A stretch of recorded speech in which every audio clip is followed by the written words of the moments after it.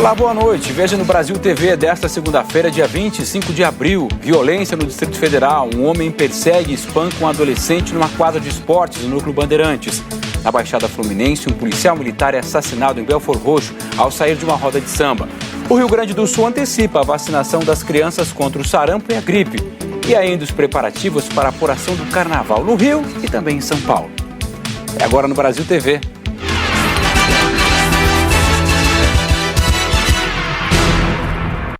A polícia procura um homem que espancou um adolescente numa quadra de esportes no Núcleo Bandeirante, no Distrito Federal. Segundo moradores próximos onde o crime aconteceu, o agressor é um vizinho da vítima que teria se irritado com os assobios e gritos do garoto na porta de casa. Testemunhas gravaram o momento em que o adolescente de 14 anos foi espancado. As imagens foram divulgadas primeiro pelo portal Metrópolis, ontem à noite. O agressor deu vários chutes na cabeça do garoto. E os amigos, desesperados, gritaram para pedir ajuda. Ajuda! A agressão foi no último sábado, nessa quadra, no Núcleo Bandeirante, onde o garoto costuma brincar com os amigos. Segundo vizinhos, no meio da brincadeira, o menino foi em casa para falar com a mãe dele. E o agressor, que mora bem ao lado, teria se irritado com os gritos do adolescente. O homem foi identificado como Vitor de Sales Batista, de 27 anos. A gente tem informação é que eles já tinham uma desavença de vizinhos normal por conta dele chegar em casa e ter que gritar e assobiar para a mãe abrir o portão. E isso incomodou esse rapaz que mora de frente, literalmente de frente uma casa para outra, a ponto dele cometer uma atrocidade dessa que ninguém entende, né? Aí, segundo a mãe dele, começou uma discussão. Aí eu vi uma discussão, quando eu saí, ele estava xingando meu menino, né? Dizendo que ia matar meu menino. Depois da briga, o adolescente foi para essa quadra para continuar brincando. Segundo testemunhas, foi aí que Vitor foi atrás do menino. E do nada esse rapaz chegou, já foi peitando ele, falou assim, eu não sou seu pai, agora você vai ver. E começou a agredir com socos e pontapés, a criança caiu. Ele continuou batendo. Depois da confusão, vizinhos chamaram a polícia militar e os bombeiros. O garoto ficou com as marcas da agressão no olho, na cabeça e nas costas. Mas segundo a família, não precisou ser levado para o hospital. Aí eu comecei a chorar, né? Fiquei muito nervosa, porque uma mãe vê um filho assim, daquele jeito. Tem 2 anos que eu moro lá, só que tem só umas 3 vezes assim que eu vejo ele, sabe? A mãe e o adolescente foram à delegacia do Núcleo Bandeirante registrar a ocorrência. Agora o caso está sendo investigado como lesão corporal, injúria e ameaça.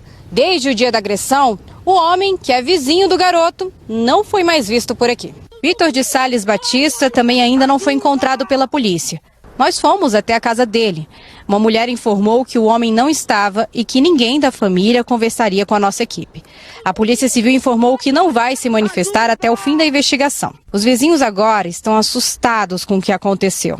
Depois da agressão, um grupo se juntou na porta da casa do homem para protestar. A galera tá toda aí, aqui ainda é de Viné, aqui é unido ainda. A gente lamenta muito o fato, porque é um local tranquilo, as crianças brincam aqui, tem um campo de futebol, tem escolinha de futebol, tem quadra aqui, tem quadra de areia. E aí acontece um fato lamentável desse, pode jamais ser uma agressão dessa. A gente que mora aqui, totalmente revoltante ver esse tipo de situação. Porque a gente tem um orgulho aqui da nossa comunidade de ver que aqui as crianças brincam como antigamente, e na rua. Pois então, o homem que agrediu o adolescente ainda não se apresentou à delegacia e nem foi localizado.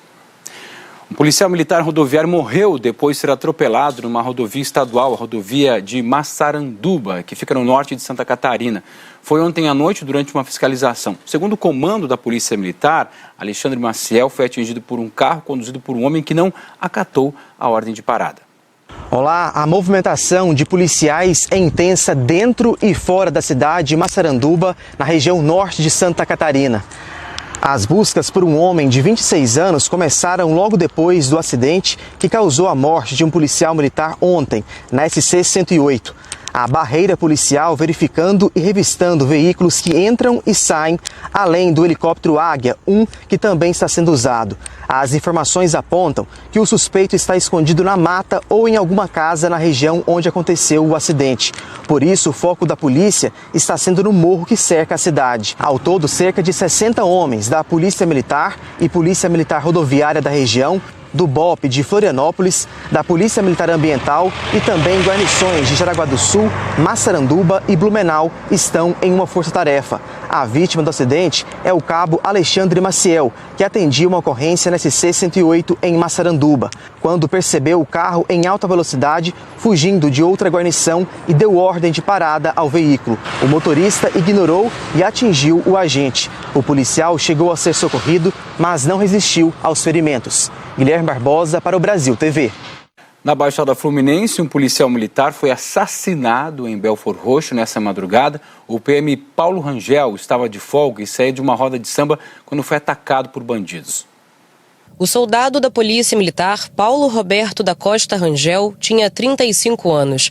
Ele estava de folga e foi a uma roda de samba no sítio Califa, em Belford Roxo, na Baixada Fluminense.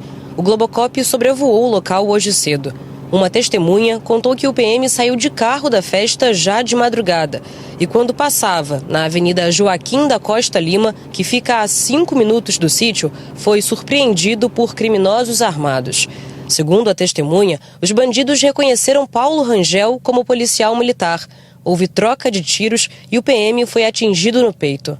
Policiais militares socorreram o soldado Paulo Rangel e o levaram para o Hospital Municipal de Belford Roxo, mas o PM não resistiu aos ferimentos e morreu na unidade. O corpo dele foi trazido aqui para o IML de Nova Iguaçu. O carro do PM foi periciado e encaminhado para o pátio do batalhão de Belford Roxo para ser entregue à família. Ele nunca correu de ninguém, nunca foi ameaçado, nada. Vida normal, tanto que a situação aconteceu bem próximo da onde nós moramos. Então eu acredito que alguém realmente reconheceu ele como polícia. A arma do PM foi encontrada no local do crime, já sem munição. A Delegacia de Homicídios da Baixada Fluminense investiga o caso. Paulo Rangel deixa a esposa e um filho de 2 anos. Ele estava desde 2019 na Polícia Militar. Antes, tinha servido o Exército. Seguia os passos do pai na carreira militar. Em Minas Gerais, outro caso de violência envolvendo um policial militar. Um cabo da PM Mineira, que estava de folga, foi baleado numa praça de Betim. Ele está internado em estado grave no Hospital João 23, que fica em Belo Horizonte. O crime foi nesta praça no bairro Nova Contagem, onde policiais militares passaram a manhã atrás de informações sobre os suspeitos de terem atirado contra um policial. Segundo informações do boletim de ocorrência, o cabo da PM Joanísio Gomes da Silva, de 45 anos, costuma frequentar os bares aqui da região. E por volta de 1h30 da madrugada, ele foi baleado quando já estava aqui na rua. Ainda não se sabe qual o motivo do crime, mas a polícia vai usar imagens de circuito de segurança para entender o que aconteceu. Segundo os moradores, nos fins de semana a praça fica sempre cheia e com som alto. E ontem o crime foi logo depois de uma briga. Briga de som, porque tem muito som disputado, aí para ver qual som que é mais alto que o outro, aí acabou tendo a briga. Tinha vez que pedia para baixar, né, mas ele não abaixava, porque ele falava que ele era autoridade, aí sempre caçava briga, por isso que aconteceu a briga aqui. Ainda segundo o boletim de ocorrência, quando a viatura chegou ao local, o cabo Joanísio estava sangrando nas pernas e pedindo socorro. O militar estava consciente e sozinho. Ele foi levado para a UPA Vargem das Flores e a equipe médica verificou que havia 5 perfurações no corpo dele. O policial foi transferido para o Hospital João 23 pelo helicóptero da PM. Durante a manhã, a viatura do 39º Batalhão ficou na porta do pronto-socorro.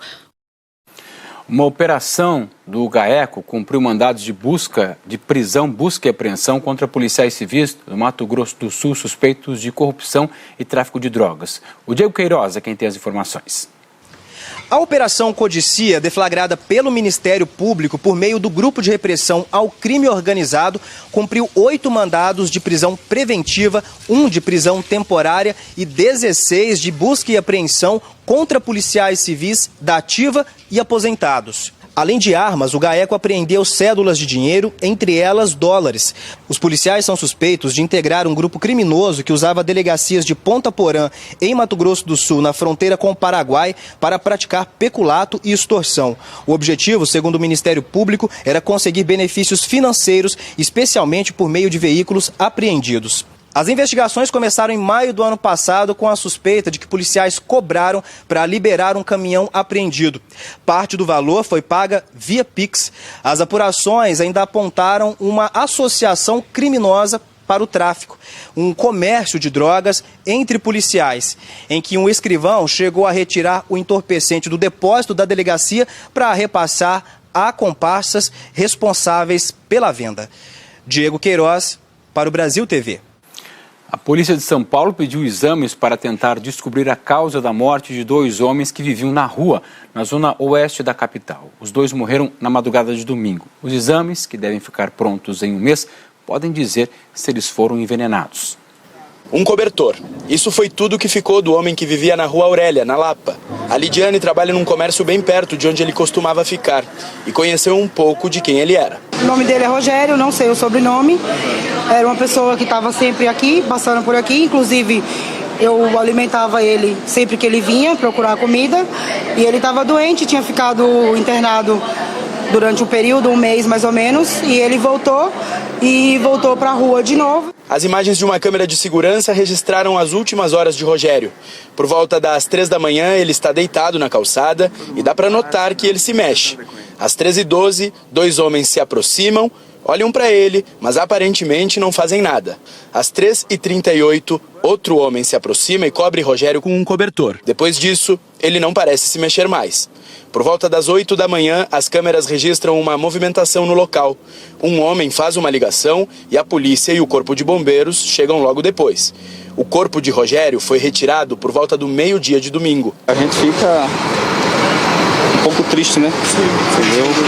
Porque morreu do nada assim. O segundo caso foi registrado bem perto daqui, a mais ou menos 600 metros na rua Joaquim Machado. Outro homem foi encontrado morto sobre sacos de lixo em frente a esse bar, perto de uma viela onde moradores em situação de rua costumam passar a noite. Nos 2 casos não havia sinais de violência. Os corpos dos 2 homens foram levados para o Instituto Médico Legal, onde passaram por exames que podem determinar a causa da morte. A polícia também pediu exames toxicológicos para saber se houve envenenamento. O resultado deve sair em um mês. Nesse último caso, ninguém soube informar nem o nome do homem que morreu. Ele não tinha documentos. A Secretaria Municipal de Assistência e Desenvolvimento Social de São Paulo diz que está à disposição da polícia para ajudar nas investigações e identificação das vítimas. De acordo com o último censo da Prefeitura, quase 32 mil pessoas vivem nas ruas da capital. E a gente fala agora da dengue. Uma força-tarefa tenta conter o avanço da doença em Goiânia, cidade com o maior número de casos do país. Olá, essa força-tarefa que foi montada aqui em Goiânia vai atuar pelas próximas 4 semanas em 13 bairros aqui da capital. A cidade tem hoje mais de 27 mil casos de dengue. Os fiscais estão vistoriando os imóveis onde os focos do mosquito Aedes aegypti são encontrados com frequência. Os proprietários que já foram notificados, mas que não tomaram nenhuma providência para acabar com os criadouros, poderão ser multados. A multa vai de R$ 2.600 até R$ 26.000. Segundo o Ministério da Saúde, o Brasil já registrou quase 400 mil casos da doença. É um aumento de 95% em relação ao mesmo período de 2021. De Goiânia, Honório Jacometo para o Brasil TV. E no Distrito Federal, que fica ali do lado do estado de Goiás, os casos de dengue continuam disparada. A última atualização da Secretaria de Saúde mostra um aumento de 520% se comparar com os casos registrados no ano passado.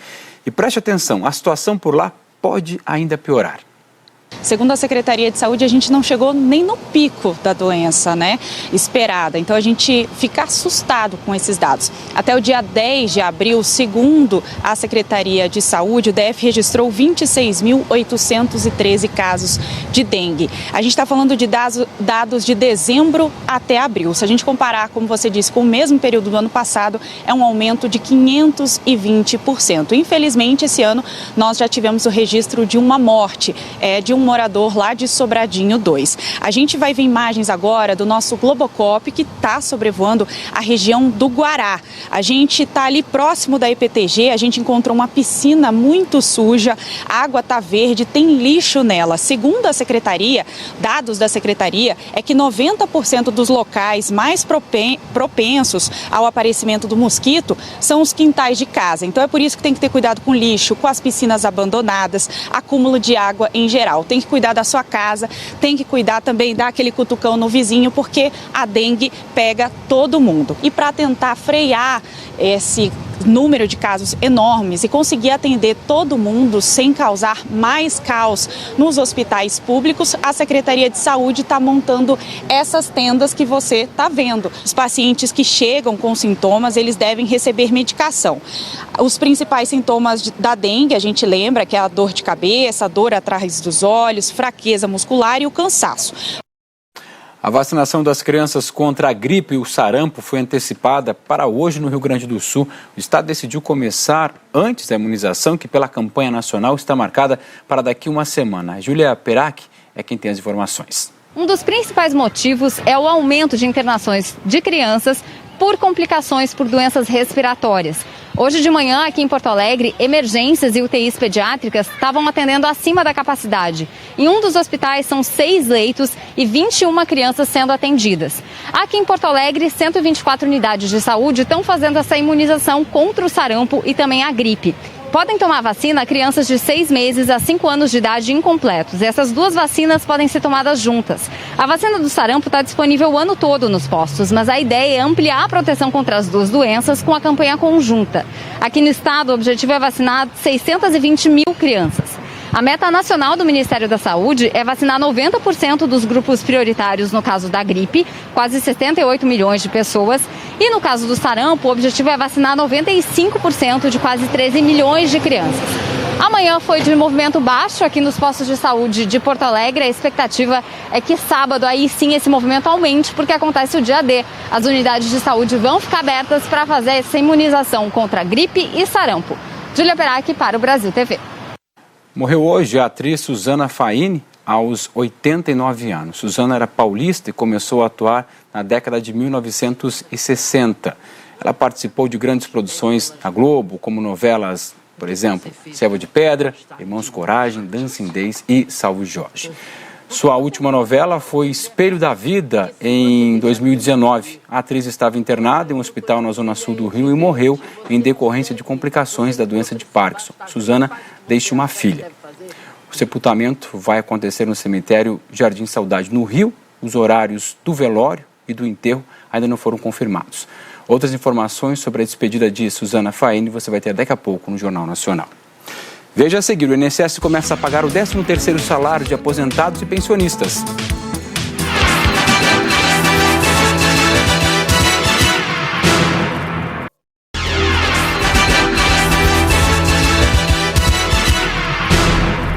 Brasil TV de volta falando sobre a primeira parcela do 13º salário de aposentados e pensionistas. O INSS começou a fazer o pagamento do benefício hoje.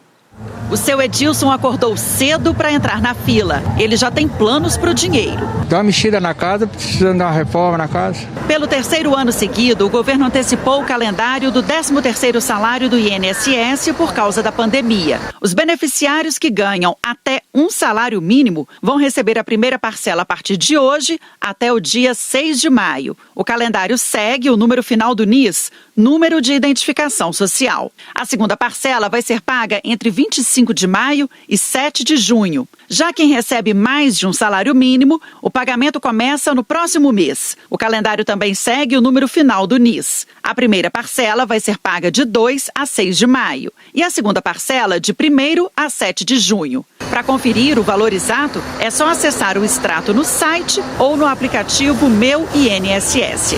Tem direito ao benefício aposentados, pensionistas e trabalhadores com auxílio-doença, auxílio-acidente ou auxílio-reclusão. Já os beneficiários do BPC, que é o benefício de prestação continuada, não recebem. Pelas contas do INSS, a antecipação do 13º vai injetar na economia quase 57 bilhões de reais. Mais de 31 milhões de brasileiros vão ser beneficiados. Economistas recomendam usar o dinheiro para quitar ou renegociar dívidas. Se aquele aposentado, pensionista, está com dívidas caras, por exemplo, cheque especial, cartão de crédito, é uma ótima oportunidade para colocar a casa em ordem. Agora, se ele não tem essas dívidas mais caras, mas talvez tenha um empréstimo consignado, pode ser uma boa opção você quitar ou pagar algumas parcelas de trás do empréstimo consignado. A dona Eunice já fez as contas e pretende quitar pelo menos uma parte das dívidas.